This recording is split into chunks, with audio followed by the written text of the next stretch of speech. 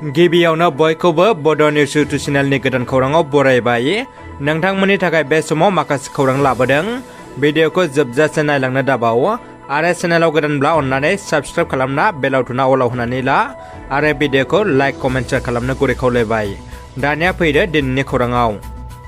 गिबि खौराङाव दङ दरसे हादरनि मुङानो मोननै भारत आरो इन्डिया मोनसेल' मुं खालामनो थिरांथा लादों मदि सरकारा। मिरु सरकारा हादरनि मुंखौ इन्डियानि सोलाय भारत मुं दोननो बे समाव थाम-थुम खालामदों।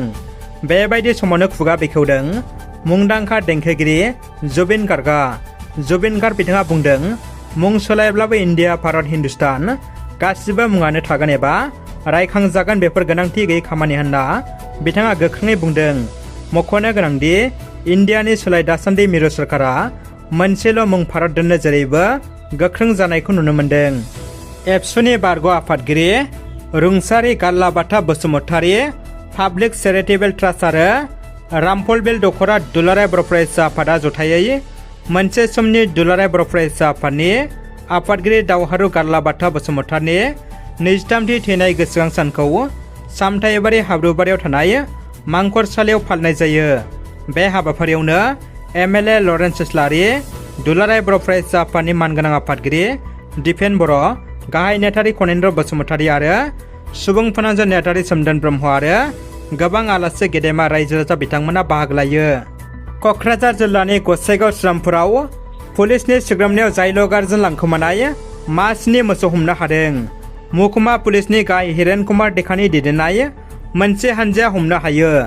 जायल'गारिजों स्रोदै मोसौ लांखोमाबाय थानायावनो S10B G4760 नम्बरनि गारियाव मासेनि मोसौखौ हमनो हायो। लोगोसे सानै मोसौ लांखोमाग्राखौ हमनो हायो। लोगोसे सानै मोसौ लांखोमाग्राखौ धुबरी जिल्लानि आरसबालि आरो साइदुल इस्लाम होननानै सिनायथिनाय जादों।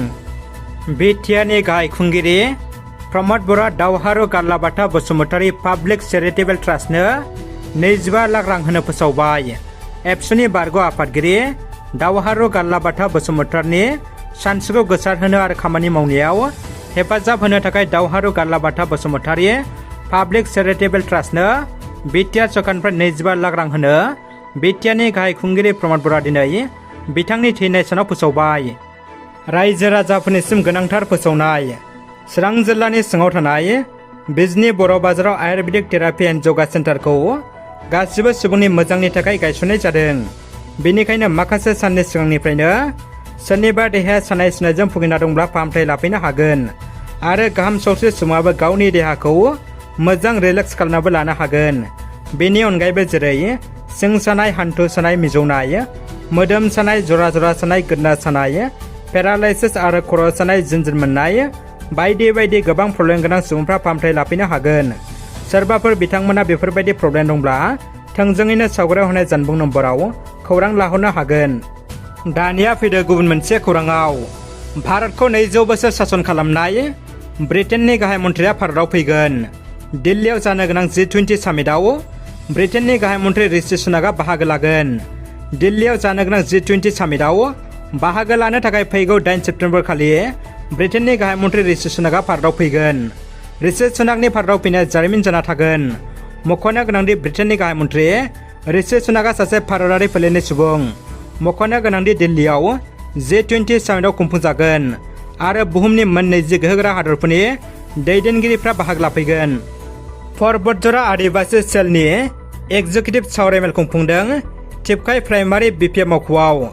क'क्राझार जिल्ला परबतजरा महकुमानि सिङाव थानाय टिपकाइ BPF मावख' सानसेनि हाबाफारि लानानै आदिबासी सेलनि एग्जिकिउटिभ सावरायमेल खुंफुंदों। बे सावरायमेलखौ आफादगिरि महरै दैदेनो परबतजरा जिल्ला आदिबासी सेलनि लेङाइ आफादगिरि कमल सरेन बिथाङा। लोगोसे नेहाथारि मंगल टुटु आरो गासै परबतजरा आदिबासी दोलोनि मावथिफोरा बाहागो लायो। मख'नो गोनांदि बे मेलाव मिरु आदिबासी सेलनि आफादगिरि कर्नेलिन्स मारान्डी, सुरेन कुमार हास्ताजों लोगोसे गोबां गोजौ थाखोनि राजखान्थि दोलोनि दैदेनगिरिफ्रा नुजाथिफैयो। बिबुंथियाव मख'नाय बायदिब्ला फैगौ 2025 मायथाइयाव हाग्रामायानो सरकाराव फैफिनगोन रोखा होननानै बिथांमोना बुंथिबावो। नेटिभार्स इन्स्टिट्युट अफ बड'लजी NIB नि बानजायनायाव क'क्राझार जिल्लानि सिङाव थानाय NIB नि गाहाय मावख' जानाय इउएनबि ट्रास्टनि हाबाफारियाव गोनांथार आयदाखौ लाना सावरायदों।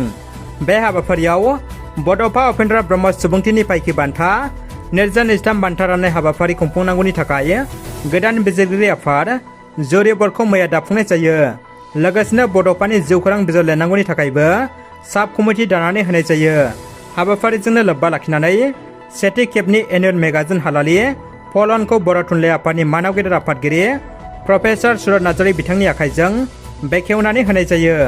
हाबाफारियावनो दुलाराय बर' फरायसा आफादनि मानाव गेदेर आफादगिरि दिपेन बर', लोगो आफादगिरि खोरोमदाव औवारि, गाहाय नेहाथारि खनेन्द्र बसुमतारिजों लोगोसे एबसुनि बिबानगिरि बिथांमोनाबो बाहागो लायो आरो रायजो सभानि मानगोनां एमपि रोनग्रा नार्जारि, आसामनि मानगोनां मन्त्रि उरखावगोरा ब्रह्म, एमएलए जयन्त बसुमतारि, लरेन्स इस्लारि, इउपिपिएलनि गाहाय नेहाथारि राजु कुमार नार्जारि आरो क'क्राझार जिल्लानि सिङाव थानाय गुबुन गुबुन फरायसालिमानि गोरों बिथांमोनाबो बाहागो लायो।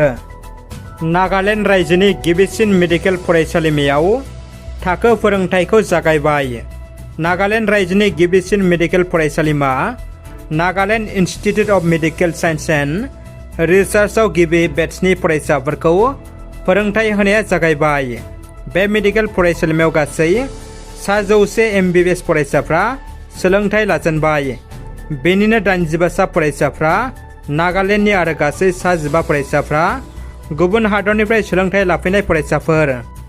बाक्सा जिल्लानि थागिबिफ्रा तामुलपुर जिल्लायाव सरजाबफानायनि गोख्रों बेरेखा खालामदों।